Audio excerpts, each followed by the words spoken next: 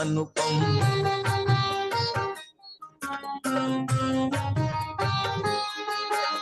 सकल वसुधा निज कुटुंब की भावना, संस्कृति सनातन, आधुनिक शिक्षा पुरातन, ज्ञान धाराओं का संगम। देश की स्वाधीनता हित भूमि का शतकोटि वंदन। निष्ठा धृति सत्यम के मंगल, दिव्य भावों का समागम।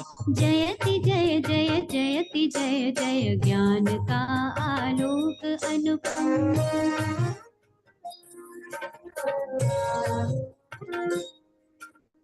भव्य महाविद्यालयों के परिसरों से चिर सुशोभित, श्रेष्ठ गुरुजन कर रहे नित्य छात्र और छात्राएं दीक्षित। सदचरित्राचार पावन साधना संकल्प संयम। नवल वैश्विक चेतना नव क्रांति संस्कारों का उद्गम। जयति जय जय जयति जय जय, ज्ञान का आलोक अनुपम। श्रेष्ठ सुंदर दिव्य दिल्ली विश्वविद्यालय विहंगम। जयति जय जय जयति जय जय, ज्ञान का आलोक अनुपम। ज्ञान का आलोक अनुपम। ज्ञान का आलोक अनुपम। ज्ञान का आलोक अनुपम। Thank you, everyone. Please be seated. Due to an emergent meeting, our principal sir could not join us today, but he has sent his warm wishes.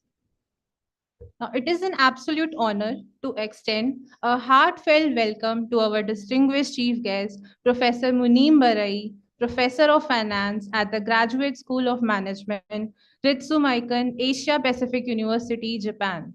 His presence today adds great value to this ceremony, and we are deeply grateful for his time and contribution.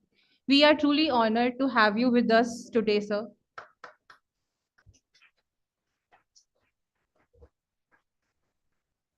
Alongside, we are also privileged to have our esteemed IQAC Director, Ma'am, Professor Kusha Tiwari, Conference Convener, Dr. Megha Jain, Co-Conveners, Dr. Vanur Bhandari and Dr. Neelam Dabas, and Organizing Secretary, Ms. Priya Khanna on the dais.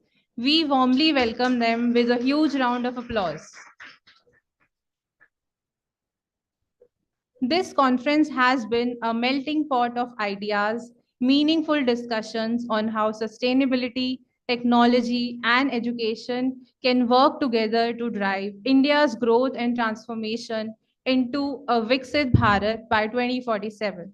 Over the past 2 days, we have witnessed enlightening keynote sessions, thought-provoking panel discussions, and groundbreaking research presentations that have given us a roadmap to achieving a progressive and sustainable future. The theme of this conference aligns perfectly with India's long-term vision of becoming a global leader in sustainable innovation. As we move towards 2047, the centenary of India's independence, we must harness technological advancement, sustainable practices, and a forward thinking education system to ensure an inclusive and prosperous future for all.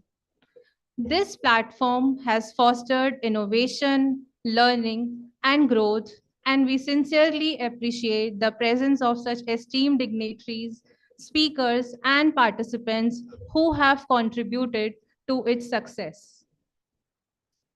It is an immense honor and privilege to stand before you today to extend our heartfelt felicitations to our esteemed dignitaries whose presence graces this occasion with prestige and warmth. To express our gratitude and respect, I now request our IQAC Director, Ma'am, Professor Kusha Tiwari, Conference Director, Professor Kavita Arora, and Conference Convener, Dr. Megha Jain, to kindly felicitate our chief guest, Professor Muneem Barai, with a token of appreciation.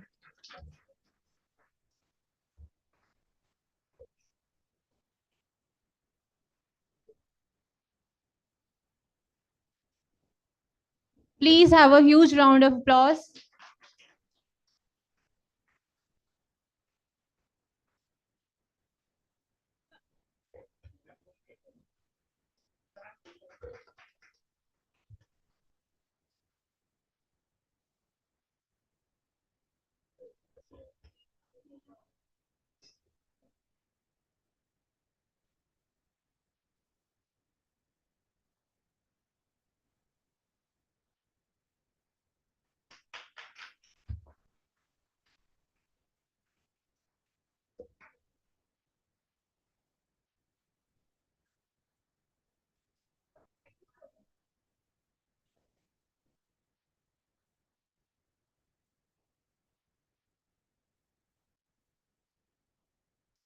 Thank you, sir. Thank you, ma'am.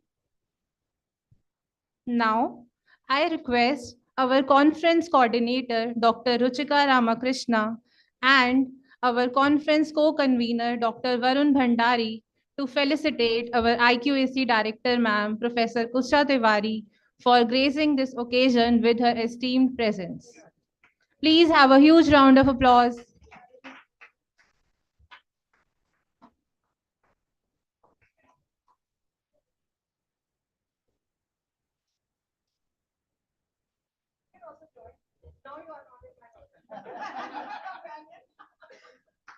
Keep the applause going, everyone.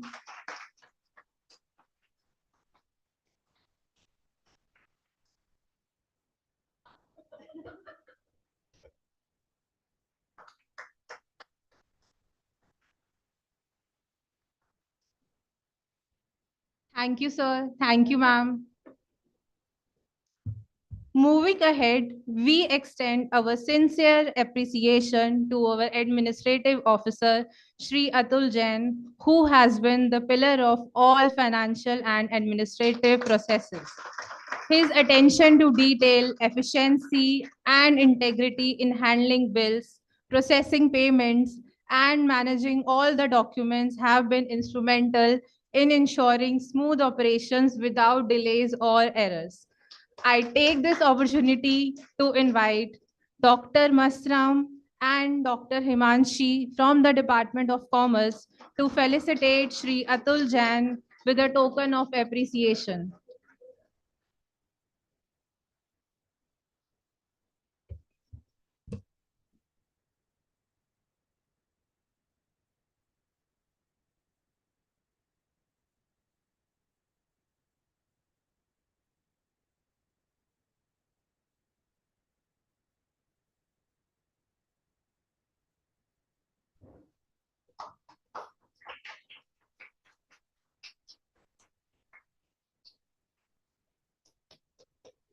Thank you, sir. Thank you, ma'am.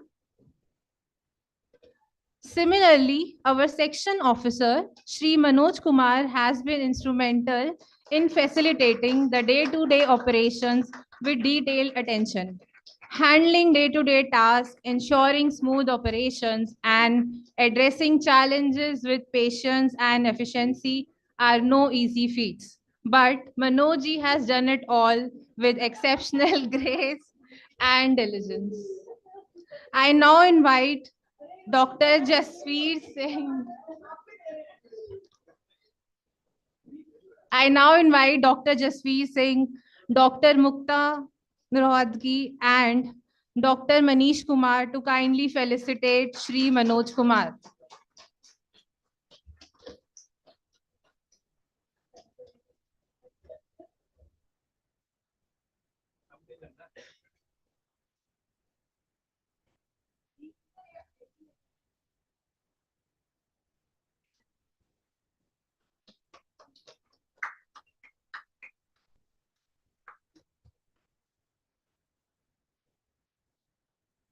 Thank you, sir. Thank you, ma'am.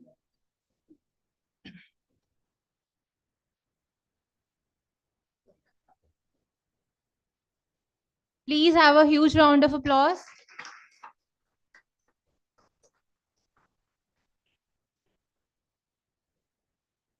There are many pillars of strength who ensure that an institution maintains its high standard of quality, efficiency, and seamless management.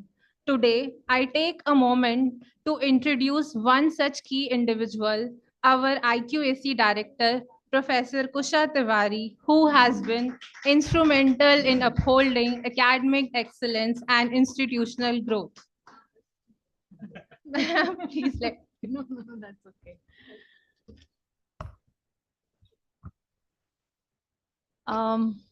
Firstly, I would like to congratulate the entire Commerce Department for organizing this international conference. I think this is the second international conference that the department is organizing.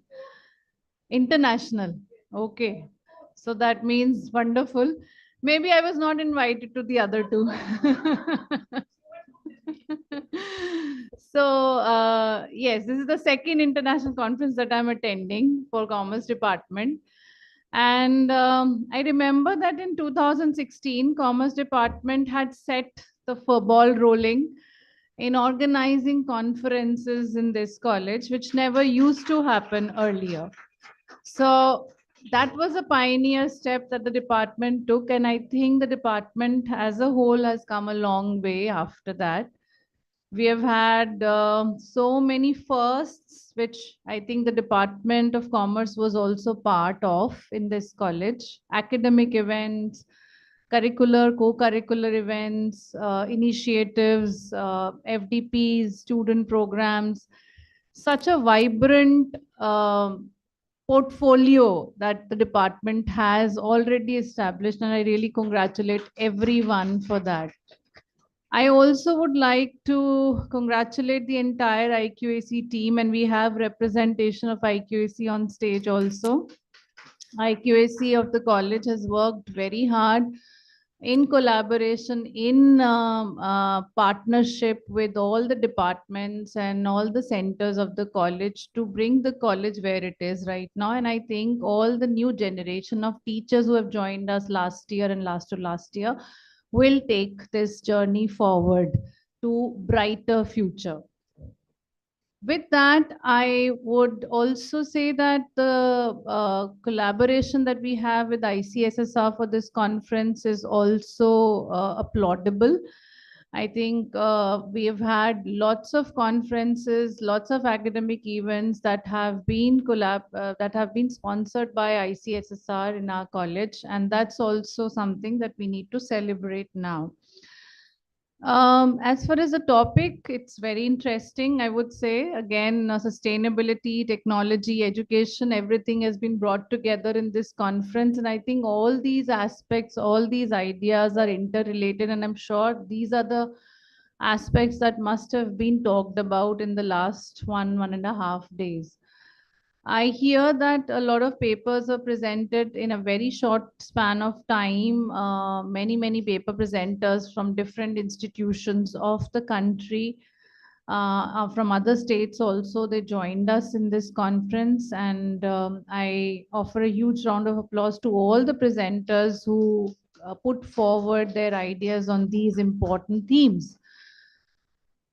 Keeping this in mind, I'm sure that once we are over with this conference, this journey would not stop here. All the ideas that have been generated on these three very integral aspects of modern day society would be taken forward for further research and as well as innovation towards achieving sustainability through technology, and education has a very important role to play in this. With that, I also want to thank Professor Barai for joining us in this international conference. Professor Barai has, I think, with us seen the progress that this institution has made under our Honorable Principal, Professor Rabi Narayan Kar. Though he's not here right now, but still, I think we all know that whatever efforts, initiatives, good work that we all have been able to put in to bring this college or institution where it is, from B+ to A++, it has been only because of our principal, Professor Rabi Narayan Kar. Professor Barai, it's great that you are with us today, and I'm sure that you would offer a very apt conclusion to this, these deliberations that we have had for the last 1.5 days. And I also would like to thank in absentia all the speakers who could make it, who came here, spoke, who joined us online. Professor Sushma Yadav, who was our chief guest for the inaugural function yesterday, and everyone, all the resource persons. I may not be able to name all of them, but I would like to thank from the bottom of my heart that they all could join us in this initiative. So thank you so much, and I hope that you have a great conclusion to this conference, and you're able to bring about some great output out of it. Thank you so much. Thank you, ma'am, for your enlightening address. Your vision and guidance continue to shape and elevate our institution. Now, I take great pleasure in introducing our esteemed chief guest, Professor Muneem Barai. Muneem Kumar Barai is a professor of finance at the Graduate School of Management, Ritsumeikan, Asia Pacific University, Japan. Presently, he is also the director of the Ritsumeikan Center for Asia Pacific Studies, APU. Earlier, he served at several universities in Bangladesh. Dr. Barai completed his master's, MPhil, and PhD from the Delhi School of Economics, University of Delhi. He is a recipient of several prestigious scholarships and fellowships, including the ICCR Scholarship, UGC India Junior and Senior Research Fellowship, Asian Scholarship Foundation Fellowships, and JSPS Grants in Aid Japan. He was a Fulbright Scholar and completed postdoc research at the University of Pennsylvania, USA. Dr. Barai was a visiting professor at the International Management Institute, Kolkata in 2016 to 17. He was a visiting research fellow at the Korean Institute for International Economic Policy, Sejong, South Korea in 2022. Dr. Barai's current research interests include banks and non-banking financial institutions, regional trade, micro and inclusive finance, economic development, and remittances. Dr. Barai's work is widely published in national and international journals. He has edited 3 books published by Palgrave Macmillan Singapore. This includes a co-edited book on Two Bengals, a development narrative of Bangladesh, and West Bengal of India from the same publishing house. Dr. Barai has guest edited special issues of the Journal of Global Business Advancement, South Asian Survey, and International Journal of Innovation and Sustainable Development.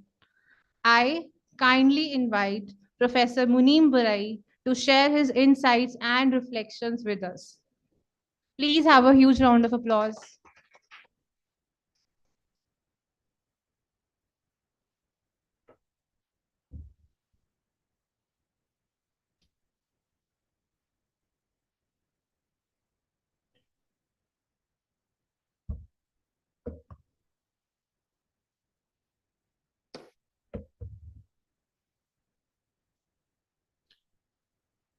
Good afternoon. In fact, I was supposed to tell you good morning, but it has become good afternoon. So thank you very much for inviting me here today to speak on something which is dear to me. India is very close to my heart because I have my DNA, Indian DNA. So I love India. I like India. And I like to see India to prosper. So in today's conference, where we have the title Sustainability, Technology and Education Driving Innovations for Vikashit Bharat at 2047, I'm very honored, pleased to be here. And thanks Shamlal College for inviting me and giving me the honor. Well, before starting, I think I should talk a bit about Robi and those who are on the dais. I know all of you for quite a long time because it seems that when I come to Delhi, Shamlal College has become my home sort of thing. So I visit here, I talk to you, and I give thanks to Robi, Professor Robi Narayan Kaur, with whom I was a student at Delhi School of Economics long back in 1989. So with this, let me also congratulate Professor Kusha that she's organizing such a beautiful title conference, which is very relevant, which is very important right at the moment. So before talking anything on the issue, I may be a bit deviating from the title of the conference itself. I love to talk on something which could be like Vikashit Bharat 1947 and making it a brown gold country, brown gold. So please keep this word in mind and I'll evaluate my whole things. I'll try to take my whole discussion towards that direction. So for last few days, I've been traveling a lot in India. I landed in Delhi on 27th February. Then I went to Calcutta. Yesterday I was in Chennai. Today I'm in Delhi. Tomorrow I'll be going to Guwahati and then Shillong. Then to this one, that is Jhansi, not Jhansi, sorry, Ranchi, Central University of Jharkhand, Ranchi. And then I'll be back in Delhi, and on 24th I'll be flying out. So you can understand the time I'm taking to travel India. I'm seeing India. I've been seeing India. I'm keeping a close watch on India for long time. So what is my perception during this trip? I mean, so far I have this time. When I land in Delhi, I have a feeling that India is rising. Things are very good. Airport is very beautiful at the moment, which I used to see. I came to Delhi airport long back in 1985. Okay, so from Delhi, from Calcutta to Delhi, it took more than 3.5 hours to fly at that time. So long back. And I find that we can fly over 2 hours towards 15 minutes, same path. So it shows not only progress of India, it's a global progress, but progress happening in air aviation, and India has joined. I see Delhi as a beautiful city emerging, but yeah, there are some, if I compare it with my Japanese kind of experience, I don't like to compare because they are not comparable even today, but I'm finding the changes happening. But at the same breath, if I go to Calcutta, which is close to my country, I'm a bit afraid of seeing that part of the people, the way they converse, the way they talk, their thought on development, their thought on future of India. That very thing sometimes puzzles me because I find some trend which is not very forward looking sometimes. To my mind, if I am in Calcutta, if I see that, well, people are developing a mentality of subsistence survival. I mean, I can survive. I'll be happy if I can survive. That sort of mentality which is developing in that part of India. Again, yesterday I was in Chennai and I saw the same sort of mentality also, that people are talking equality, other things, and so good, that is good. But at the same time, if we like to take a holistic view and like to prosper, like to see India prosper and become a developing country, a developed country rather, in 2047, then some of the things looks to be quite odd in that context. Okay, if we look at quite odd.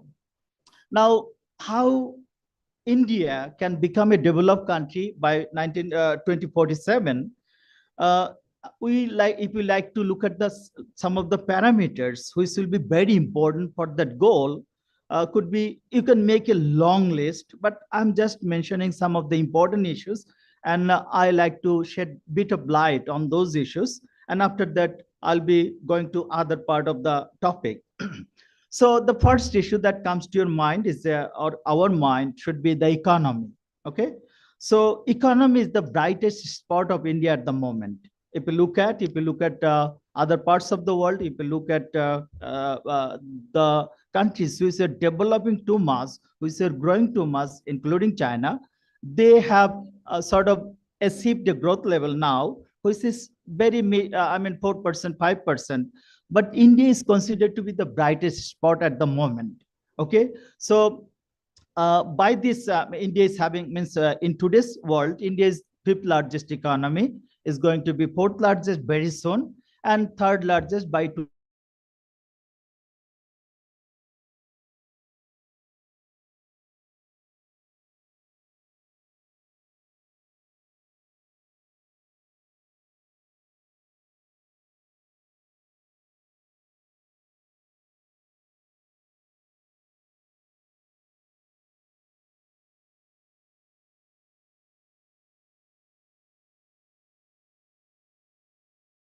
that thing is good. But at the same time, if you look at the development parameter and judge it from per capita point of view, so gross domestic product, fine. But when it comes to the question of per capita, it will be still very low, isn't it? India has a huge population base. And if you look at the per capita terms, if you look at Japan, if you look at the Nordic states, Scandinavian states, the small states are very small and they have very high per capita. So on per capita terms, if we compare India with other country, then I believe that it could be a very difficult task for India to reach a goal where it could be 30,000 per capita per year. So by 47, if India can even achieve $20,000 per capita, I think that could be a very good, very important achievement.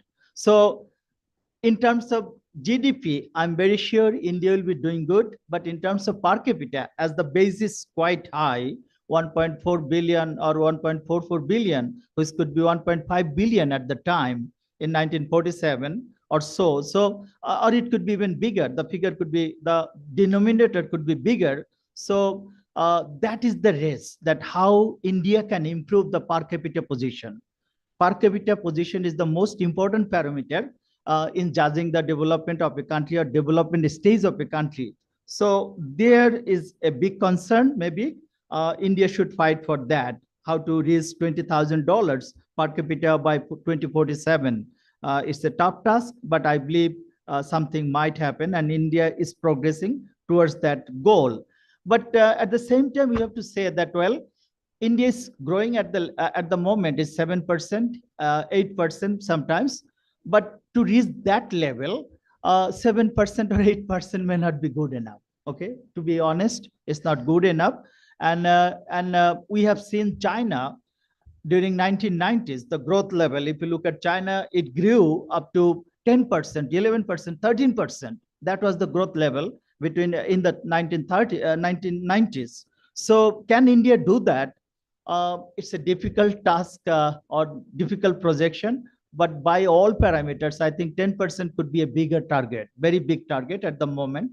And if India can do that, it's fine. But unfortunately, that could be a very difficult task. So 47, in the 47 context, let's think that India is growing at the level of 8 to 9% every year. And that, of course, will be a very, very good level of growth. And in the growth process, industrialization is a big issue. And we are passing through a very critical stage of the whole civilizational process. How? Well, if you just look at the world, and if you look at the introduction of computer, okay, in the 1980s, computer was introduced in mass level. When I was a student of Delhi school, we had just one computer, and big computer, and we used to work in the terminals.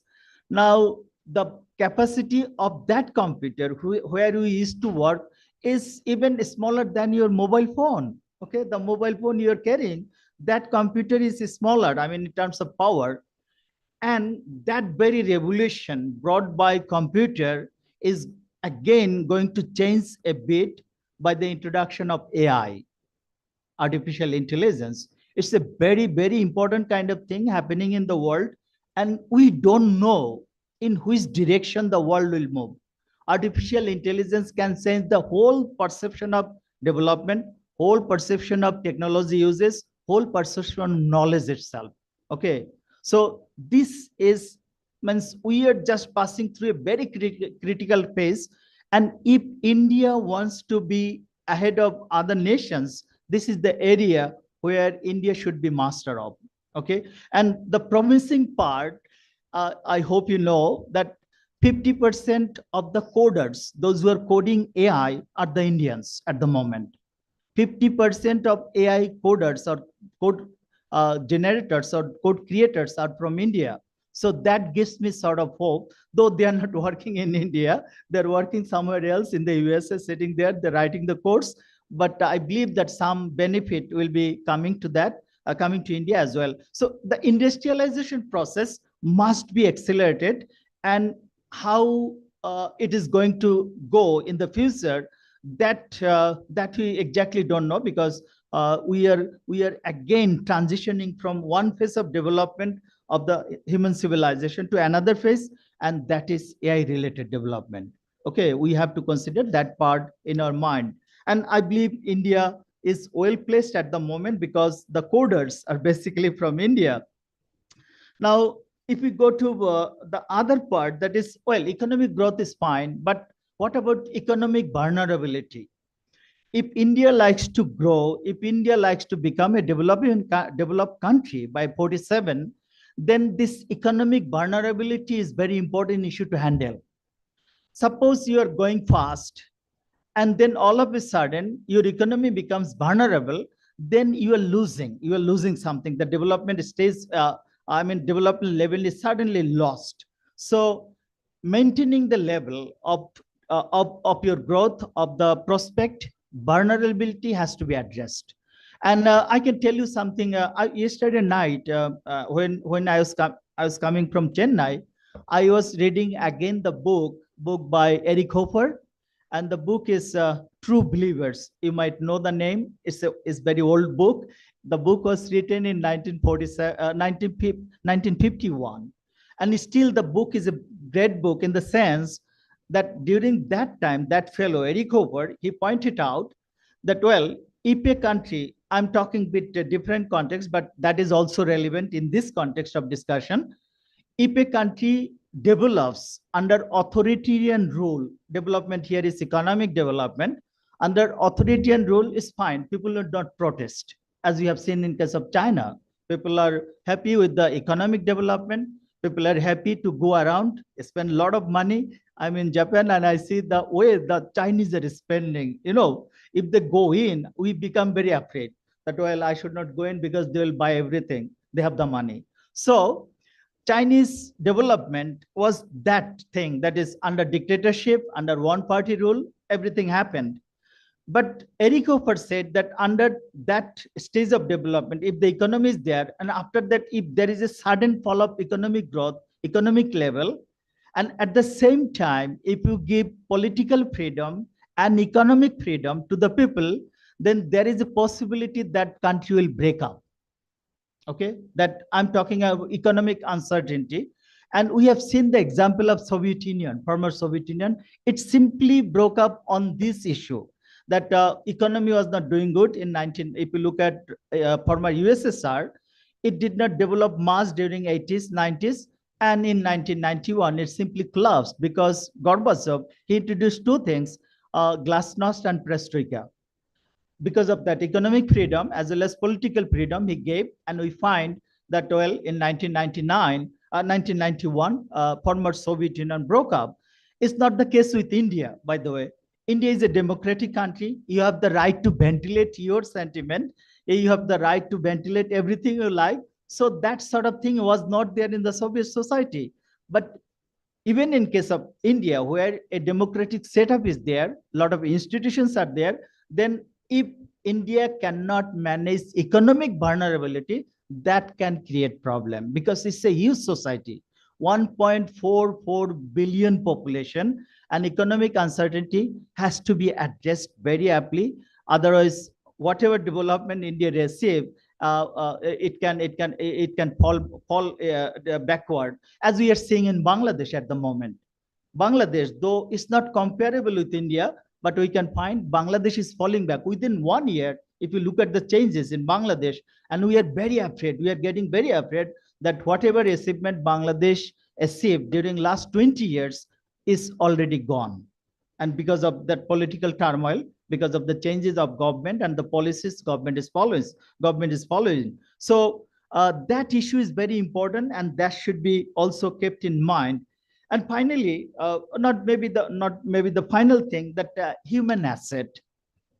India is considered to be a country with demographic dividend, isn't it? You have a lot of people, and I was just looking at the demographic situation, and I find that almost quarter of the people are below 14 years, 25%. If we look at the 15-64 age group, then it's 68%.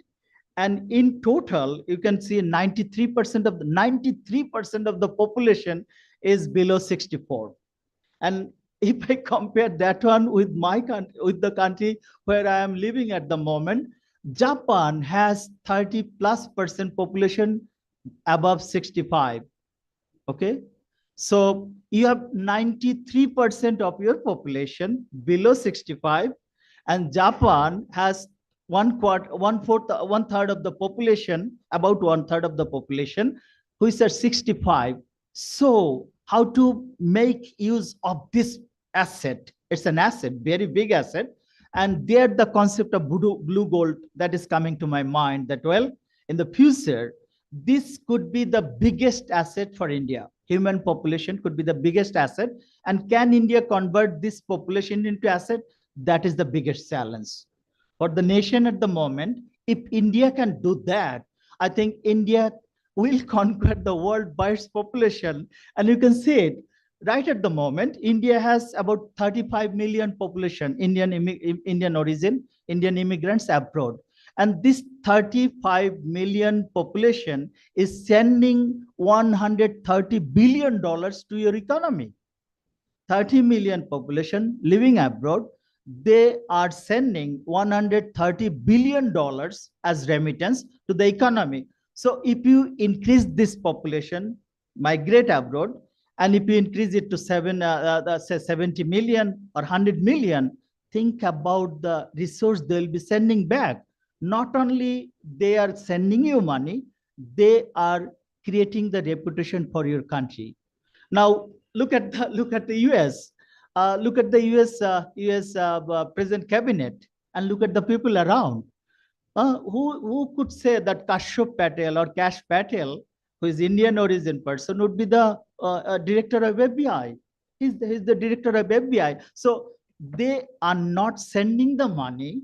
They are also contributing to improve your image in all over the world. Now, this asset, why I'm saying I'll be talking about the blue gold concept a bit. After that, we'll end our discussion. So you have to convert your asset into blue gold. Now, in that context comes the question of education. I believe that education is the only weapon through which you can make your population asset. And if you can convert your population into asset, that will be blue gold. And these people will be demanded all over the world. I'm living in Japan. Again, the question, Japan is looking for people. The whole of Northern Hemisphere, be it UK, be it Germany, be it Northern Scandinavian states, they are looking for people. They have to take people. And India, to my mind, is the biggest reservoir of that. And if India can convert its population into that asset, which I'm terming as brown gold. If our color is considered to be brown, and if we can convert ourselves into asset, then that would be the biggest asset for India. And for that, of course, you have to do something, that is this technology and education, where you have to give a lot of focus. I'm not a technology expert. I'm an educationist, but I believe that India can become an education hub in the world. It has the potential. But at the same time, I'll tell you that Japan, being a small country, it has about 300,000 foreign students, but India has only 72,000 students. So something is lacking. It's not in the education field. Something is lacking, but that could be addressed, and that should be addressed by introducing all this type, means different kind of education. Technology education, AI education, engineering education should be there. At the same time, don't forget to give social education, which I say fine arts education is very much needed. Don't forget the education part, which is dealing with fine arts. Don't forget it, because in the present world, we are finding a lot of troubles are happening in developed world, and maybe they are not giving enough focus on the fine arts, except US, of course, fine arts education. Now, the last part of my thing that, well, I have a big hope for India. I believe that India has the potential to grow. India will grow, but India should focus on education, and within education, STEM education should be there. At the same time, I should caution you that don't try to follow everything of the West. We are not West. We are a civilization-based society. We have a strong civilization, and if we lose our civilizational identity, then maybe at one fine morning, you can find that whatever we are talking is gone. So India has the civilization aspect, and that should be honored. That should be kept also in the whole education and technology orientation of the society. India has become a CEO factory of the world. I hope it will become another factory for human resources, and that is the brown gold. And also, I believe that India can become a global education hub, and it has to be. If it become a global education hub, maybe the dream for brown gold, dream for ruling the world, and dream to be a developed country by 2047, it will be realizable. And with that word, I end my space. Thank you so much for listening to me.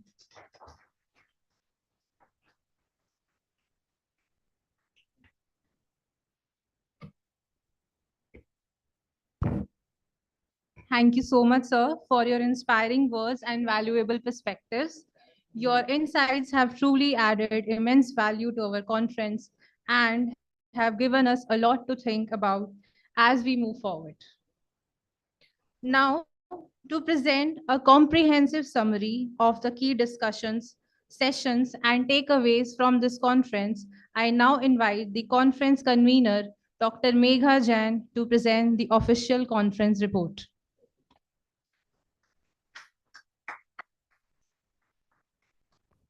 I don't think I need a mic. Still, I use it. Good afternoon, everyone. I hope you all enjoyed the two-day international conference that we had. I would like to give you the overview of the conference report. But before that, I would like to convey my thanks to our leader, visionary leader rather, Principal Sir, Professor Kerr, who gave us the opportunity to actually conduct such a timely, themeful conference. Okay, so the title, we have been citing such titled conferences conducted by all across different colleges in DU. But this is unique. This conference that we conducted over here, which started yesterday, is unique because I tell you why. Lot of conferences were coming up with the title Viksit Bharat. But over here, if we see that in the entire 2 days, which began yesterday, we embedded education, we embedded technology, we understood that ChatGPT, in academia, in most of the minds among the academicians, including me, okay, I'm very scared of the word, okay. I had some bad dreams and bad flavors of it in the initial days of my college over here when I joined. But now I understood because I also was a part of conference in these 2 days. So ChatGPT definitely can be used in a constructive way. So I have learned in these 2 days how AI, how machine learning can be embedded in the technology, can be given a shape of a collaborative, sustainable solution, which was a theme of our first plenary session yesterday also. So we understood that. So after that, now to give you the conference report overview, I will give you the glimpse of 2-day international conference that we conducted.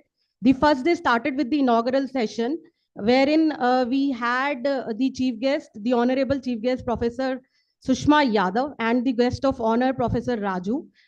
Certainly, we had the online presence of Professor Kaisa Sorsa, who joined us from Finland, who made us understand the real meaning of Viksit Bharat in its true foundation.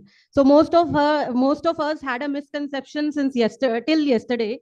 I mean, I too was a part of it, but Viksit Bharat understanding from Professor Kaisa Sorsa, no, that was something coming out of the blue, and definitely it expanded my horizon of understanding India or Bharat being understood under the Viksit Bharat vision of 2047. So that was our inaugural session followed by the plenary session that revolved mainly around the theme Sustainable Collaborative Solutions to Viksit Bharat.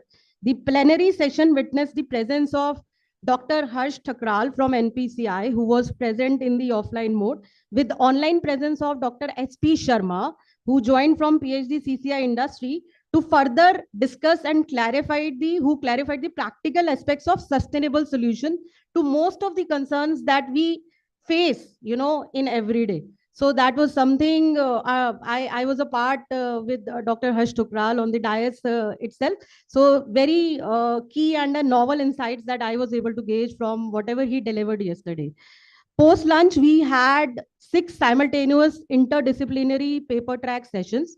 The responses, guys, let me share this and pay attention to what I'm going to say now. The responses that we received this time in the international conference, which we convened and conducted in just 1 month. Okay, it is very difficult to actually conduct such kind of an event with a short notice and such a short span of 1 month. But we had a overwhelming response from pan India. And the participants, believe me, the papers that we reviewed, the paper that we actually gave the opportunity to present, had participation from UP, Bihar, Odisha, Indore, and many other cities I don't even remember, who connected with us in the offline and the online mode. We received not only this, we received post-session heartfelt feedbacks from all the participants. So they are messaging us on the WhatsApp, they are emailing us, the heartfelt gratitude and thank you messages, so the troll is still continued. We have been trolled on the email, okay? Now, and in a good way. This troll is definitely in a good way, huh? So this was definitely a motivation for a person for a person like me who has just joined the college 2.5 years back to conduct such events in future as well. The second day, of course, started today. Today we started, the second day started with the roundtable discussion, which basically was revolving around the theme of the role of education in Viksit Bharat and how technology could further facilitate it. The session witnessed the presence of Professor Gandhi, Dr. Amna, Ms. Naik from NILET, and Professor Sarkar, who connected from IIM Calcutta virtually with us. They further told us how education is embedding the technology and sustainability solutions, which we are imparting in the teaching curriculum also to our students. All in all, it was definitely, and definitely I would like to thank Kusha Madam and Professor Barai, who are there with us in the valedictory session. So all in all, if I have to sum up, it was a wonderful, enriching and knowledge enhancing experience for each one of us who were present in the 2-day international conference. My special thanks goes to the core organizing team, my co-convener, he's my colleague. Huh? It is the co-word, I don't like it. So Dr. Varun Bhandari, my young colleague, I am much older to her, but I will still take the opportunity of calling her my colleague only. Beautiful Miss Priya Khanna. And then Neela Madam is also there. She is not from Commerce Department, but she is also a very supporting colleague of mine. So I would like to thank all of them, and all of them are sitting over here, the organizing team who have been working relentlessly day and night in last 1 month. I'm sorry, I don't, if I start taking the names, it won't over, the list won't over. So all of them were working relentlessly. And my special and definitely heartfelt thanks goes to the conference coordinator. So Professor Beautiful Ruchika Ramakrishnan, her smile is really contagious and beautiful. So my special thanks goes to her, without whom the event would not have been possible. Thank you so very much for being a patience audience. Thank you.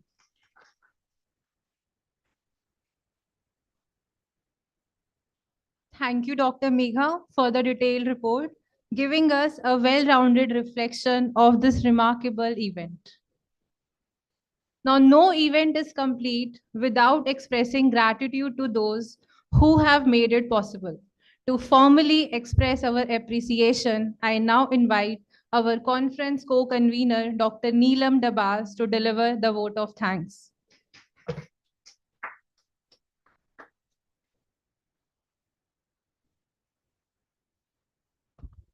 Respected Principal Sir, distinguished guests, esteemed faculty members, participants, and dear students, a very good afternoon to one and all present here. As we reach the conclusion of this wonderful conference, I am deeply honored to stand before you to express our heartful gratitude. Firstly, I would like to express my heartful thanks to Srimati Savita Gupta, Chairperson, SLC Governing Body, for her guidance and support. I would like to extend our sincere thanks to our respected Principal Sir, Professor Rabi Narayan Kaur. His constant motivation, support, and visionary leadership have been the foundation for the success of this conference. We are truly grateful for his invaluable guidance for making this event possible. Now, next, I would like to express our heartfelt thanks to all the esteemed guests, Professor Muneem Barai, Ritsumik Macon Asia Pacific University, College of International Management, Japan, Professor Kaiza Sorsa, Turku University of Applied Science, University of Turku, Finland, Professor Shushma Yadav, Pro Vice Chancellor, Central University of Haryana, Professor M.S. Seenam Raju, Director, SOMS IGNU, Dr. S.P. Sharma, Chief Economist, Deputy Secretary General, PhD, CCI. Dr. Harsh Thukral, Deputy Director, Economic Services and Productivity Promotion and Public Policy. Professor Madhu Vij, FMS, University of Delhi. Professor Sheetal Kapoor, University of Delhi. Professor Seema Gupta, University of Delhi. Professor Hanif Gandhi, Dean Admission, University of Delhi. Professor Roona Sarkar, IIM Calcutta. Ms. Swapnil Naik, Scientist D and Joint Director, NILET, Delhi. Dr. Amna, University of Delhi, for making this conference engaging and enriching. Next, a special thanks to IQAC team and our esteemed IQAC Director, Professor Kusha Tiwari, for the tireless efforts in ensuring that the quality and standards of this conference met the highest expectation. We also owe a great deal of gratitude to the director of the conference, Professor Kavita Arora, a conference coordinator, Professor Ruchika Ramakrishnan, conference convener, Dr. Megha Jain, co-convener, Dr. Varun Bhandari, organizing secretary, Ms. Priya Khanna, the organizing team, and the Department of Commerce, whose hard work have truly shaped this event. Your meticulous planning and execution have made this conference a great success, and we thank you for all your efforts. I would like to express my heartfelt thanks to ICSSR for the collaboration. Without their partnership, this conference would not have been possible. I also express my gratitude to the paper presenters, participants, and the attendees. Your valuable contribution, insightful discussions, and the enthusiastic participation have enriched this conference and made it a memorable experience for all of us. Lastly, I would like to thank everyone who worked behind the scenes. Mr. Atul Jain, Administrative Officer, Mr. Manoj, Section Officer, Shamlal College, our support staff, Mr. Suman, Mr. Sonu, Mr. Gaurav, Ms. Trisha, and all those who contributed in any way to make this event a grand success. I would also like to thank the backbone of this conference, the volunteers, and the students of Shamlal College who worked tirelessly for this conference. Once again, thank you to everyone for making this conference a remarkable and enriching experience. Thank you so much.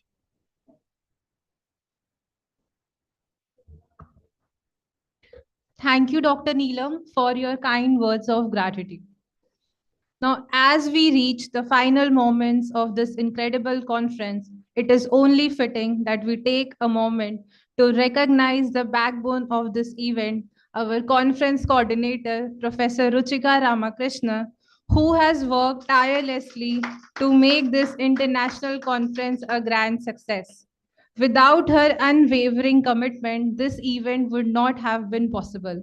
From bringing together esteemed speakers and researchers to overseeing every detail with dedication and precision, she has worked day and night to ensure the smooth execution of this conference.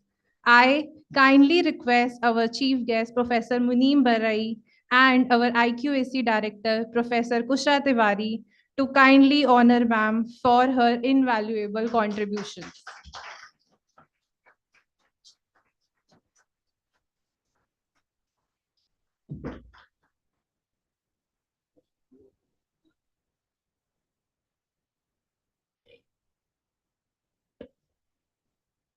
अब ready हो जाओ one.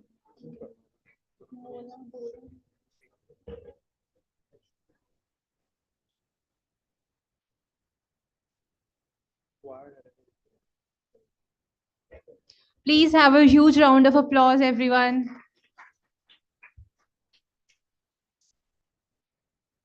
To take this forward, I now invite our conference coordinator, Ruchika Ramakrishna, to announce the names of the committee members who have contributed. Please have a huge round of applause.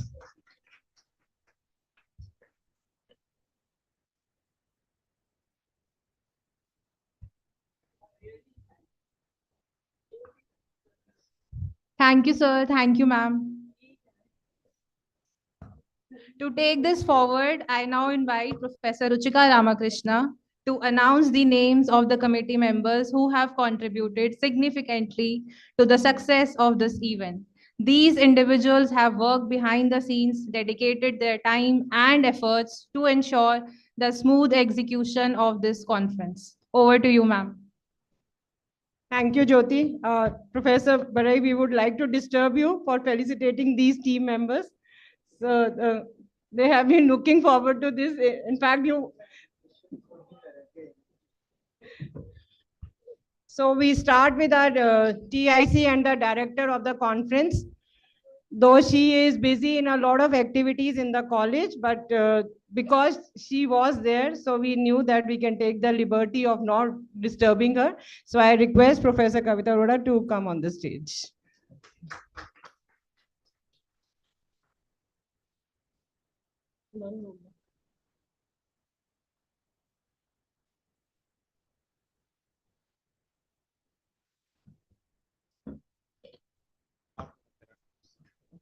ऐसे रखो.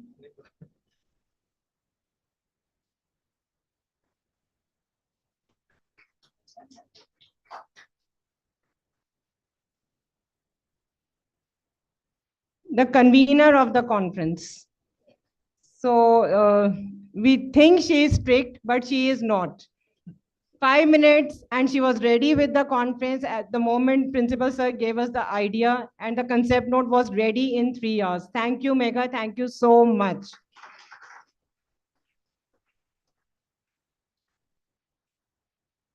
Dr. Varun Bhandari, who is always there. So just a phone call away at any time of the day and night. Thank you, Varun. Thanks a lot.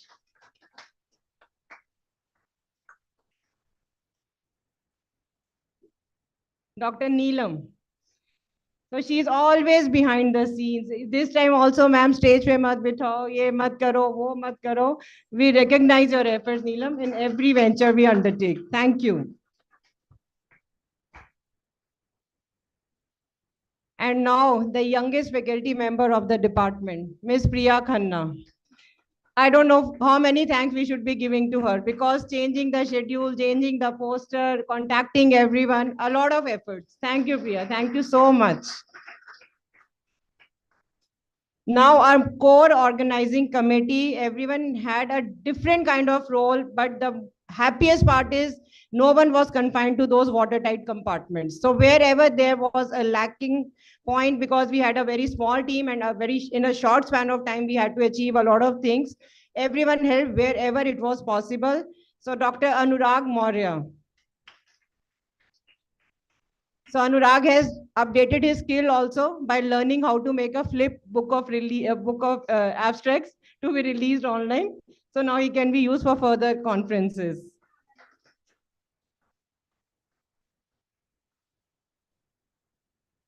Our documentation expert, Dr. Manish Kumar.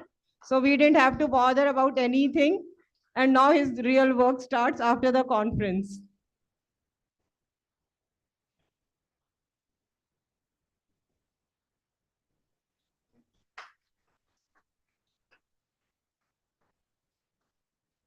our report writing head, Miss Palak Kakkad. So we are dependent on you, Palak, for the coverage now. So that report should be released by today afternoon. Tirelessly working.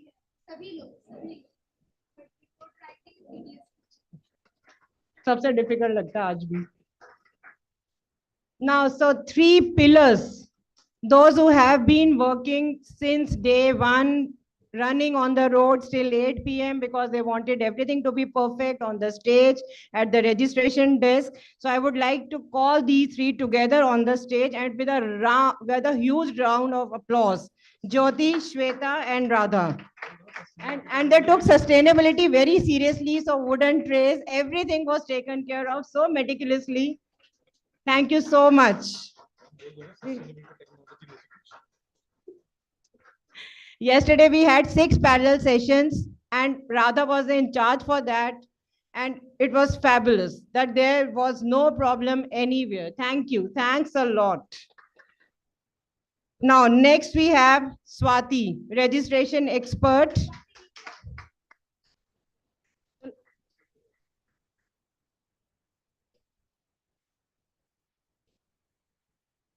Since 2016, it has never been on concern how to prepare the registration documents because Swati is there in the department. Thank you, Swati. Thank you so much.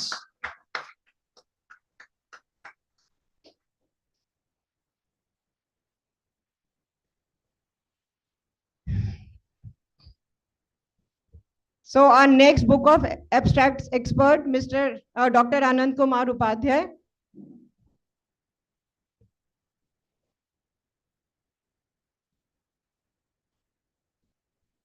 His hard work in book of abstracts led to the Indian team winning in the trophy also because he was so particular. Ma'am, final hai, 2 baje tak final karna hai hame. So we have actually achieved that. Thank you. And now, Mr. Amit Kapoor, the catering, the registration, wherever we needed him, Amit has been there. Amit, खाना वहां पे लगवा दो, खाना यहाँ change करवा दो, and without any tension, without any any grief, in fact, I will say, he has performed exceptionally well. Thank you. Thanks a lot. And 2-3 people who are here with us in various committees. Seniors are obviously there as our support members, Masram sir and Jassi sir, and Poonam and Himanshi. Gurmeet ji, thank you so much for being with us. And a special thanks to Anita Sikandar ma'am. She always volunteers, आप बताइए क्या काम करना है, आप बताइए क्या करना, and she has been there throughout the entire day, yesterday also and today also. Thank you so much. So we thank everyone for this successful event and we look forward to, as Kusha ma'am said, we look forward to many such events in the future. Thank you. Thanks a lot, everyone. Thank you. So we will have a group photograph now. Please come on the stage.